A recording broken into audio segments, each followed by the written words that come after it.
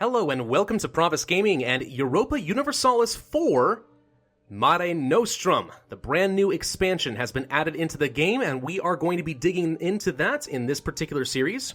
Last time I was playing some Europa Universalis IV, we were finishing up our Russian campaign, the Cossacks expansion. Before people ask about that, I'm just going to go ahead and set this to rest. No, I cannot resume my Russian campaign because once I upgraded to Mare Nostrum, all of my saves were broken.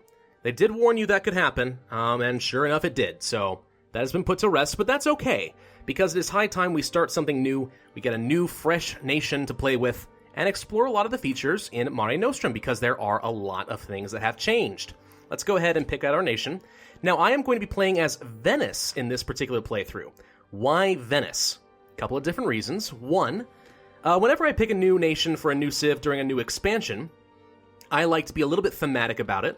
And Mare Nostrum, if I recall correctly, was actually the Roman name for the Mediterranean Sea. It literally meant our sea. Technically, I think Mare Nostrum basically means any body of water that is shared by more than one nation, but for our purposes, the Mediterranean will do just fine. So that kind of rules out Lubeck and Novgorod as far as merchant republics that we could have played instead, because we've already done enough in the north.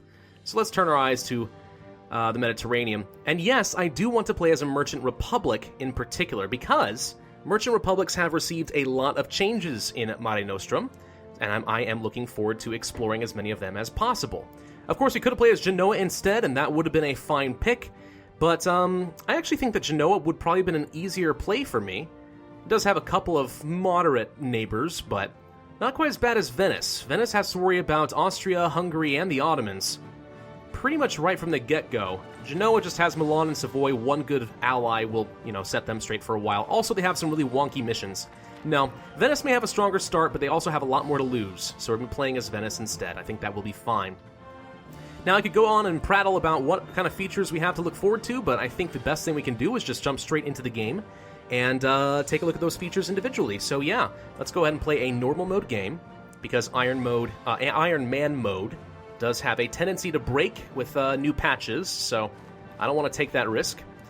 Alright, so to start us off in Venice, let's take a look at some of our stats. We are a Serene Republic, which is a merchant republic. We have an extra merchant, we have better caravan power, which is good for trade. We get an extra diplomat, which is going to be very nice for us. We can have extra states, which is something that is new to this game, and I'll explain that in a bit. We also have a national focus cooldown reduction, which is good. And our goods produced in foreign provinces where we have trade power have increased, or are increased as a merchant republic. Now, this did get nerfed, I think. It's now half what it used to be. I don't remember what the exact percentage is, but it's not quite as good as it used to be, but it's still a nice perk. Also, as a republic, we have less unrest, better taxes, and better manpower. All across the board, pretty darn good. We are Catholic to start us off, which is fine, and we are of the kingdom rank, not an empire. And to be honest, as Venice, it's usually pretty unlikely that we ever will form an empire, but we will see. We are a Western tech as well, which is quite nice. Now, as far as our starting rivals, we have Denmark, Hungary, and Burgundy for some reason. Denmark? Burgundy? Why do they care? Hungary makes sense. The other two, not quite so much, but that's interesting. We do start off with a couple of vassals. Corfu is one of them, and I think that's this little island right here. Yes, it is. Teensy little guy, often gets eaten up by the Ottomans. And then we have Naxos, and I believe that is these tiny sets of islands right over here. Also, an early game target for the Ottomans. We do start off with Crete and Negropont, Dalmatia, and a series of territories around Venice itself. Venice being a particularly good province right here, with a straight crossing that's easily defended as long as we have naval superiority, and a coastal center of trade. Moreover, as Venice, we start off at an end node. There are only 3 in the game: Genoa, Venice, and the English Channel. A lot of money is going to be funneling directly into here, and staying here if we have anything to say about it, which we probably do. Alright, let's see what else we started off with. We started off with some transports and some light ships. The light ships themselves, we can probably go ahead and start defending trade in the Venetian trade node. Now, this is something new in the game, our first new feature. Let's take a look at it. If you go to your navies, you now can see that the Protect Trade button here is gone. Instead, you have Select Missions. And if we go to this, we can see a whole bunch of new things.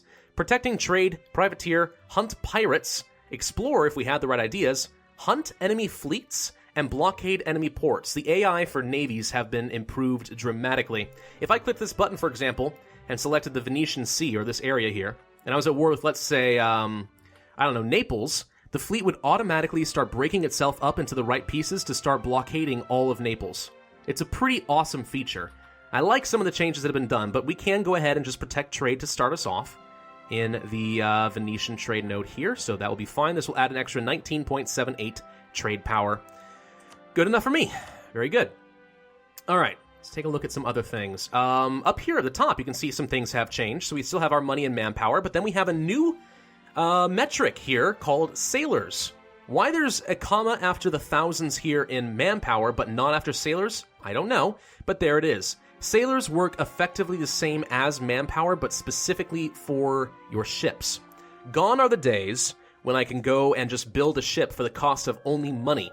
It will also cost me, let's say, 50 sailors in order to build a new light ship. So that is important. The same thing is true if you are repairing your ships.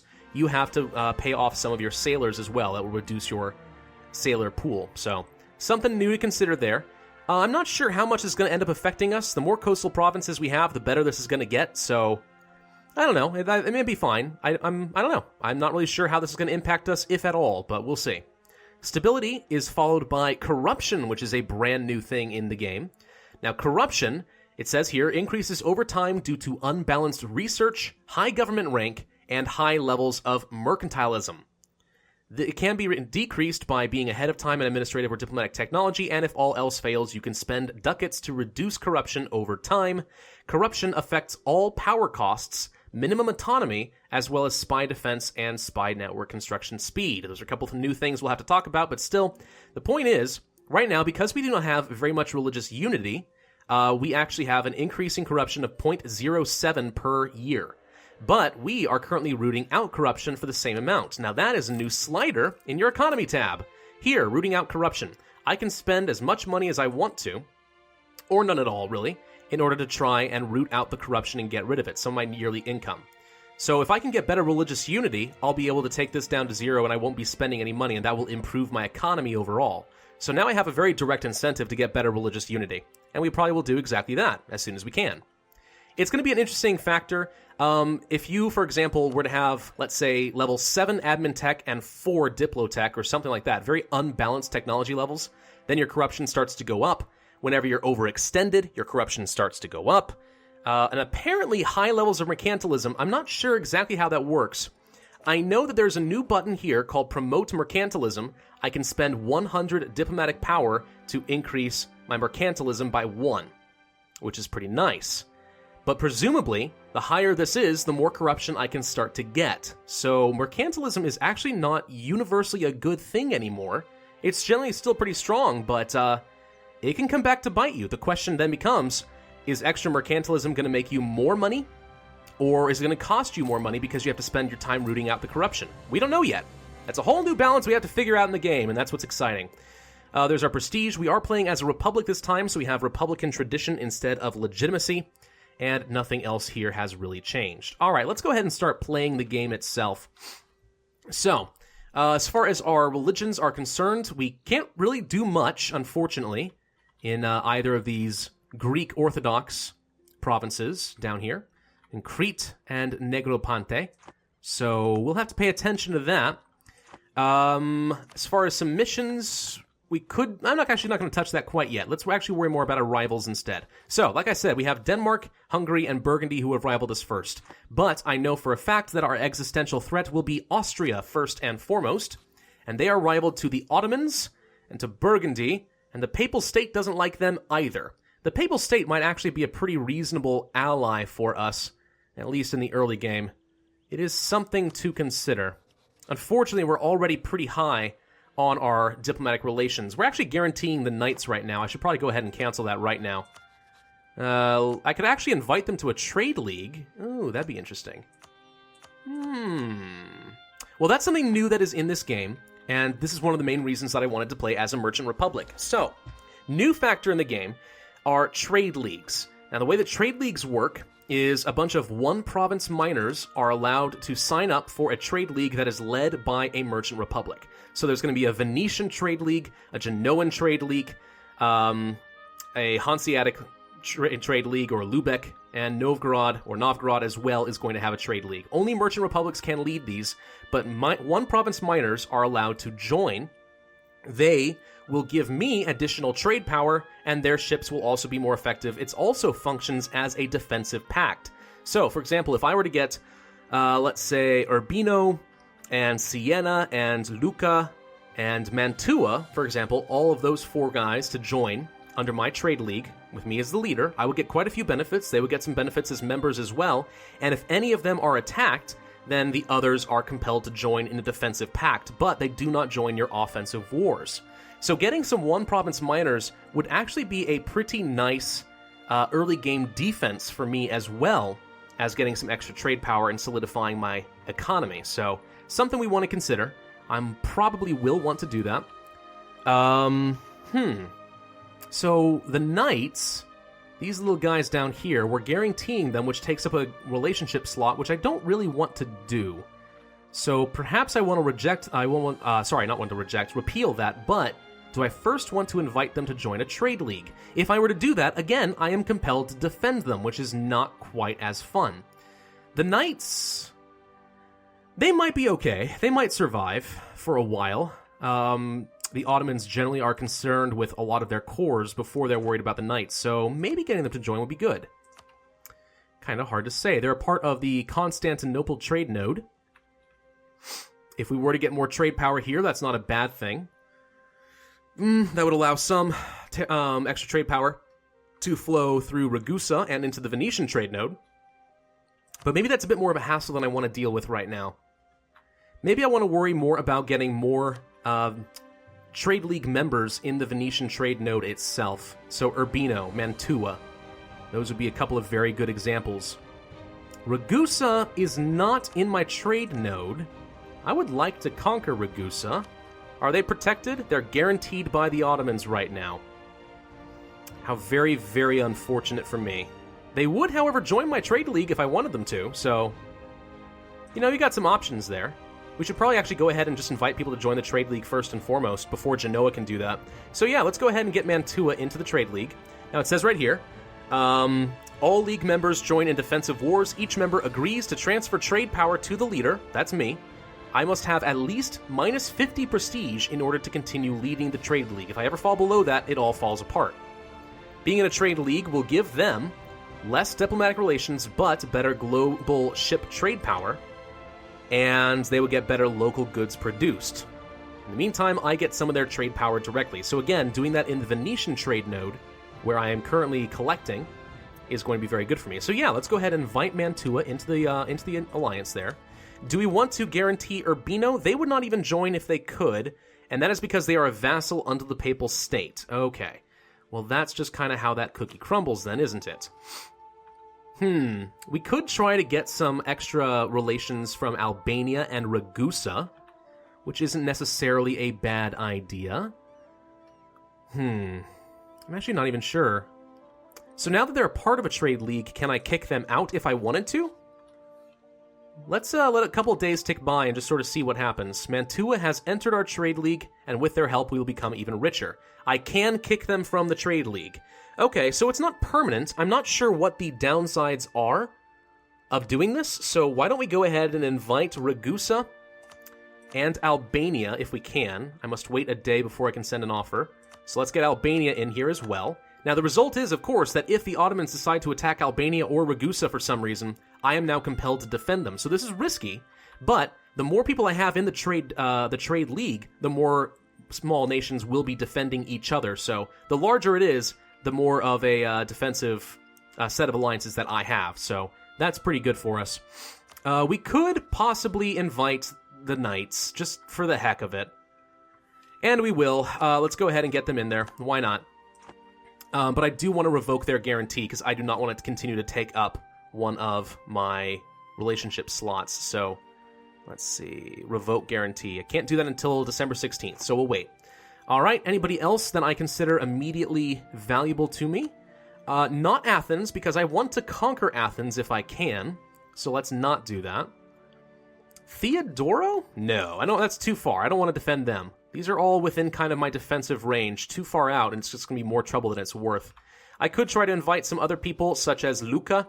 Now, granted, this is in the Genoa trade node, so it's not actually useful to me as far as trade power, but it does allow me to rob a little bit of Genoa's allies, and it would increase my own defensive pact, so that's probably not a terrible idea. I'm kind of worried that we're increasing the number of diplomatic pacts so much that if the Papal State, for example, decides to get aggressive, maybe we're going to regret this, but you know, it's worth a shot. I'm not going to get Montferrat, because undoubtedly Savoy or Milan are going to try to kill that. Siena, I'm going to leave alone for now, because I expect the Papal State to try and kill them as well. So let's take a look-see then. There's Lucca. Alright, I think that is in fact how it's pronounced. So now we have Mantua, Ragusa, Albania, the Knights, and Lucca all under the same banner, which is nice. So that should give me extra trade power abroad and allow me to make a bit more money. I'm a big fan of that. Now, we have to set our rivals and kind of prepare for the worst. So the people who are angry at Austria, right. Ottomans, Burgundy, and the Papal State. Those are people that I might want to ally. As far as the Ottomans, Austria, the Byzantines, and Cara, not that good. How about Milan? Genoa, Switzerland, and Ferrara. So if I could get... If I rivaled Milan, I assume I can do that. Yes, I can. Okay, so if I rival Milan, I might be able to get, not Genoa, we're going to be rivals forever. Switzerland possibly could be a good ally for me, and also pretty good at defending against Austria, I think. Not Ferrara. Ferrara I want to take. So, okay, I'm going to rival Milan right away, because I know that's a place I'm going to want to expand anyway. And we can invite Switzerland to the Trade League. I know it says they would accept, but they have way too many provinces. The requirement is they have to be one province minors, so that's not going to happen. Let's go ahead and start improving. Well, let's actually just go ahead and straight up offer an alliance to Switzerland. Why not? Let's just get an ally right away. We do have too many diplomatic relations now, but that's fine. Let's see. Rivals as well. Who else? The Papal State is currently rivaled to Milan, Provence, and Genoa. I can't rival Provence or Genoa, so that's fine. Hungary doesn't like us. It's rather unfortunate. Okay, well, maybe we should just worry more about our local rivals then. Can we rival Ferrara? No. Can we rival Austria? We can. This will solidify Austria's hatred of me, but I think it's probably okay. So we'll do that. And the other person we will rival is probably Hungary, actually. We're more likely to expand into them than anything else, so... Alright, let's go ahead and return the favor. There we go. We have selected all of our rivals. As far as the mission, improve our prestige, solidify our papal relations is not a bad idea, and save the Venetian people in something. In Austria, it turns out. These are Venetian. Okay. Well, Austria's the emperor, so attacking them is usually kind of irresponsible. Although... Okay, now I'm just curious. Hang on. Let's just consider something. Could I have early aggression against Austria and win? Probably not. No. They've got 37,000. I saw the 11,000 here, and I didn't know what to think about it, but no. Way too many people there. So we're just going to go ahead and try to solidify our papal relations. Let's improve relations with the Papal State for a while. And we're going to want to annex some of these vassals or release them entirely sometime in the near future. Can we annex them in 1454? So 10 years for them. Probably 10 years for them as well? Yes. Okay, that's unfortunate. All right, well, it is what it is. We are going to go ahead and mothball the galleys and the transports, because right now I don't think I need them. Let's go ahead and get these troops together. We're going to lower some army maintenance for a little bit, just to make some extra money while we figure out what we're going to be doing. Now, one of the major changes in the game now is how espionage works. Very different from how it was before. Let's suppose that I want to fabricate a claim on Athens, right? Well, the way that we would do that... Let's see, hang on. Oh, wait. Athens is a subject state. All right. we would want to build a spy network in Byzantium. So instead of fabricating a claim by right-clicking and just clicking the fabricate claim button, that's gone. Now you build spy networks. This is going to tie up one of our diplomats. It will increase the size of our spy network by 1.19 each month, and there is a chance that it will get discovered once we get over 25 spy network power. And then we'll be at a 2% risk of discovery every month. Distance multiplier, a bunch of other things that went on there, fine. This will type one of our diplomats, and this will go up. Once we have 10, we'll be able to fabricate a claim immediately. Just click the button, done. Spends 10 power, and we have a claim. It only takes a few months to get that instead of a full year, and as long as you have less than 25, you can't get discovered. So they've really changed how claims work in this game, and building spy networks are required for a lot of different things. For example, you can see that we have supporting rebels, stealing maps, justifying trade conflicts, sowing discontent, sabotage reputation, a lot of different things here. All of these require your spy network. The higher it is, the more options that will be available to you, which is quite nice. So yeah. And of course they had to revamp espionage ideas quite a bit in order to make that work. It's better than it was. I'm not convinced that espionage ideas are fantastic yet, but they are pretty decent. Better than they were, definitely. I think there's actually a lot to be said about the ability to study technology now. But yeah, you pick up espionage ideas, you have you're gonna have better spies, you'll have an extra diplomat, which is quite nice, better embargo efficiency, which is nice, sabotage reputation, slander merchants, sabotage recruitment, sowing discontent, agitate for liberty, infiltrate administration, corrupt officials. Lots of cool things you can do with espionage ideas. I'm not convinced that they're that good. I mean, they're better. I'm not convinced they're that good. I think they're actually amazing for nations like in Africa or Asia that you actually expect to be far behind technologically than the Western countries. They can actually make great use of study technology. Fantastic use. But for us, I don't know. Maybe, maybe not. So there's nothing we can do as far as converting. That's sad. Do we want to hire any advisors? We are making 7 ducats a month right now, which is kind of nice. Is there anybody in particularly useful? How about a missionary strength guy? Sure. If we can get this missionary strength guy to allow us to convert, it is now 45 months. Okay, that's a lot better. We can try. If we can get better religious unity, then that gets rid of some of our corruption and will ultimately save us some money. 1.54 ducats? Sure, he might eventually end up paying for himself. We'll try it. As far as anybody else, trade efficiency is usually pretty good. We can afford it, so we're going to do it. And as far as military, discipline, land maintenance modifier, that's a level 2 guy though, it's a little bit too expensive for me. Morale or discipline? If I had to choose, I would probably pick discipline, so we will. Granted, I am spending a fair bit of money right off the bat, but I do think that it is going to be worth it to get some of those extra monarch points sooner rather than later. Alright, let's continue playing the game. Anybody else that we want to start building up a spy network or improving relations with? Why don't we go ahead and start building up a spy network from Ferrara. Ferrara has no allies currently, so with any luck we'll be able to get a claim against them relatively soon. And I would love to take Ferrara, because this is a estuary that is worth quite a bit of trade power, so that's not so bad. Now, one thing that we do have to consider as a merchant republic, well actually a couple of things, but I'll go over this one at a time. We have elections! This is something we had to consider. Perfect. The unfortunate our guy died already? You've got to be kidding me. My 444 died on day 1? Well, month 1. Shoot. Alright, so we have to pick a new guy. Do we want admin, diplomat, or military? Which kind of power do we want? That's a good question. Well, getting better tech would be good, because that would allow us to get some better tactics and morale, give us an early game advantage. So I'm actually going to go with the military candidate for now. It's a 114. That is a new thing. That is the thing about republics. You haven't seen that yet on this channel, but when you have republics, you do have elections every few years. You can pick a new candidate and have a 114 or a 411 or something like that. Or you can re-elect the candidate you currently have as long as he's still alive, and he will gain 1 in all things, so a 225. But you will lose some Republican tradition, which affects your unrest, your stability cost, and a lot of other different things. So that's something we need to consider.